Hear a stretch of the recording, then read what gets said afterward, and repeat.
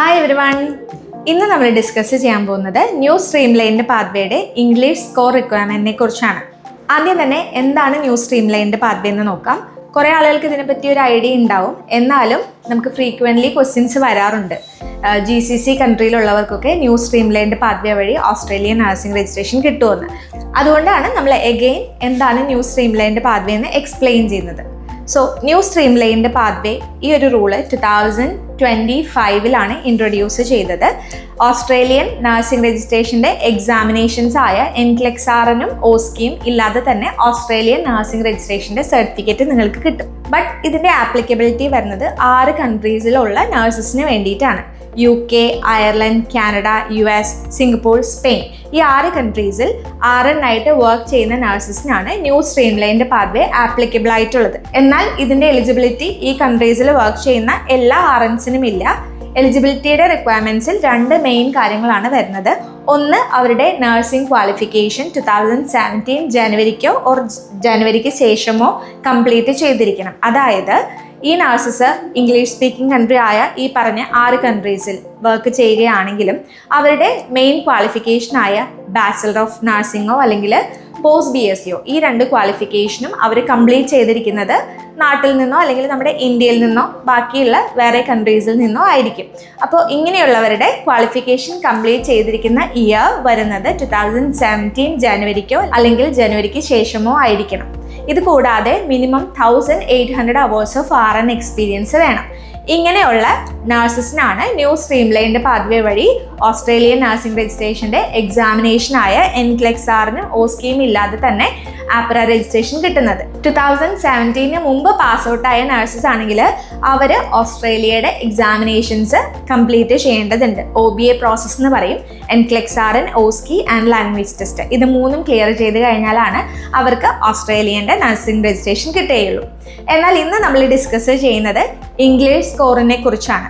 പലരും ചോദിക്കാറുണ്ട്, ഈ പറഞ്ഞ കൺട്രീസിൽ ഈ 2 റിക്വയർമെൻറ്റ് മീറ്റ് ചെയ്യുന്നുണ്ട്, അവർക്ക് ഇംഗ്ലീഷ് ടെസ്റ്റ് ഇല്ലാതെ തന്നെ ഓസ്ട്രേലിയയിലേക്ക് മൈഗ്രേറ്റ് ചെയ്യാൻ പറ്റുമോ എന്ന്.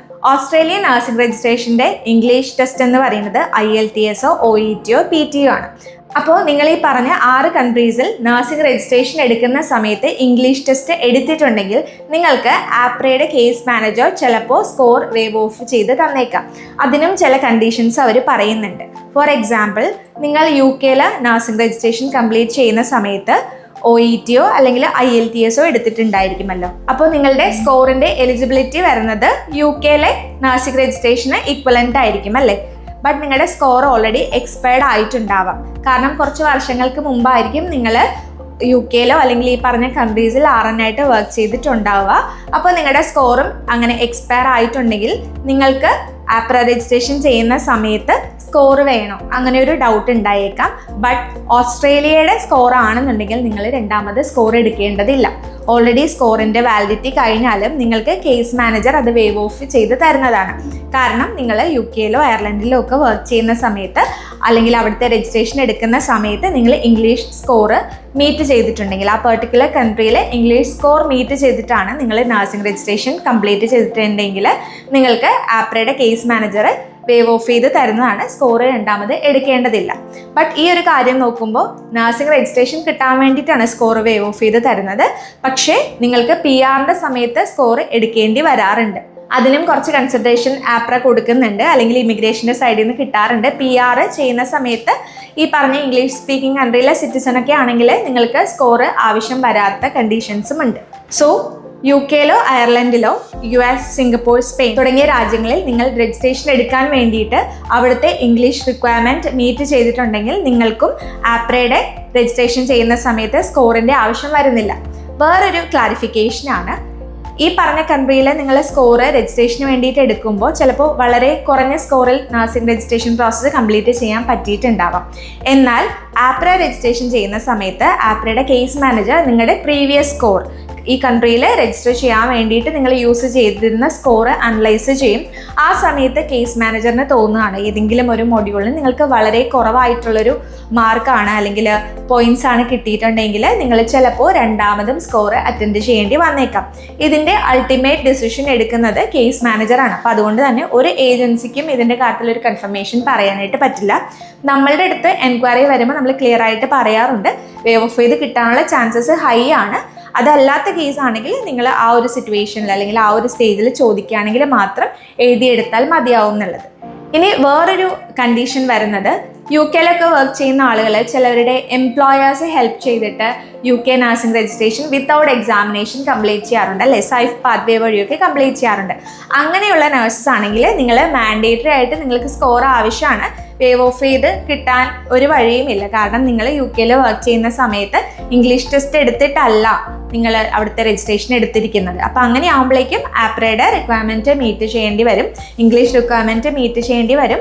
ഇപ്പോൾ ഓസ്ട്രേലിയയുടെ സ്കോർ കുറച്ചുകൂടെ ഫ്ലെക്സിബിൾ ആണ്. 1 ഇയർ ക്ലബിംഗ് അലൗഡ് ആണ്. വിത്തിൻ 1 ഇയറിലുള്ള സ്കോർ കാർഡ് നിങ്ങൾക്ക് സബ്മിറ്റ് ചെയ്യാനായിട്ട് പറ്റും. റൈറ്റിങ്ങിന് C+ ആക്കിയിട്ടുണ്ട്. ബാക്കി 3 മൊഡ്യൂൾസിന് B ആണ് വേണ്ടത്. അതുപോലെ തന്നെ IELTS, OET, PT ഇതിലേതാണോ നിങ്ങൾക്ക് കൺവീനിയൻറ്റ് ആ ഒരു സ്കോർ അല്ലെങ്കിൽ ആ ഒരു എക്സാമിനേഷൻ അറ്റൻഡ് ചെയ്ത് റിക്വയർഡ് സ്കോർ എടുത്തു കൊടുക്കാവുന്നതാണ്. ഇത് സൈഫ് പാത്വേ വഴിയൊക്കെ UK നഴ്സിംഗ് രജിസ്ട്രേഷൻ എടുത്ത ആളുകൾക്കാണ് ആപ്ലിക്കബിൾ ആയിട്ട് വരുന്നത്.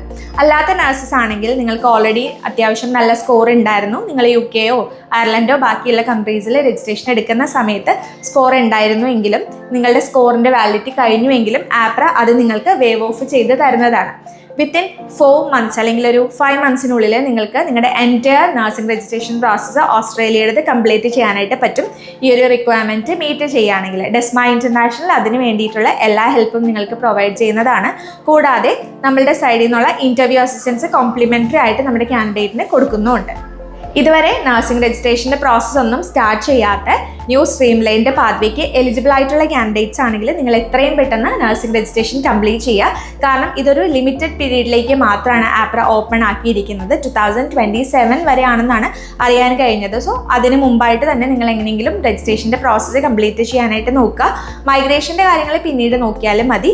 നിങ്ങളിങ്ങനെ രജിസ്ട്രേഷൻ്റെ സർട്ടിഫിക്കറ്റ് എടുത്ത് വെക്കുകയാണെങ്കിൽ എവറി ഇയർ നിങ്ങൾക്ക് റിന്യൂ ചെയ്യാനായിട്ട് സാധിക്കും.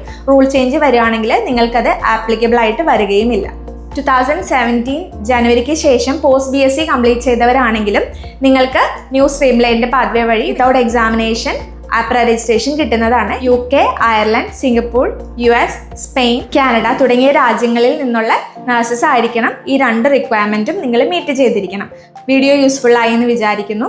സോ പ്രോസസ്സ് സ്റ്റാർട്ട് ചെയ്യാൻ പ്ലാനുള്ളവരാണെങ്കിൽ സ്ക്രീനിൽ കാണുന്ന നമ്പറിൽ നമ്മളെ കോൺടാക്റ്റ് ചെയ്യുക. നമ്മുടെ ടീം നിങ്ങളെ ഹെൽപ്പ് ചെയ്യുന്നതായിരിക്കും. വീഡിയോ കണ്ട എല്ലാവർക്കും താങ്ക് യു സോ മച്ച്. പുതിയൊരു വീഡിയോ ആയിട്ട് വരുന്നവരെ ബൈ.